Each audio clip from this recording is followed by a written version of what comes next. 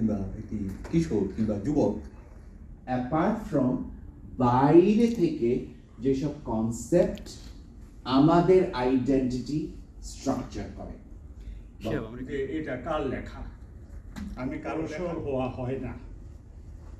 নদী জীবনের মূল্য কি হওয়া উচিত, জীবনের পার্সপেক্টিভ কি হওয়া উচিত, জীবন আপনার প্রফেশন, এই তত্ত্বগুলোর মধ্যে একাকার হয়ে যায়। তিনটি তত্ত্ব আছে, আমি তিনটি তত্ত্ব ফোকাস করছি। তত্ত্ব আমার মতে আমি এই প্রকৃতি তত্ত্বের সাব কনসেপ্টগুলোর মধ্যে আমি যতগুলো এবছরে ঘাসফড়িংয়ের যে কার্যক্রম আপনারা হয়তো অনেকে জানেন, আমরা হুট করে একটা বাড়তি অনুষ্ঠান করে মুসলিম বাংলা সাহিত্য শব্দটা 1947-এর পরে তৎকালীন পূর্ব পাকিস্তানে আমরা শুনেছি।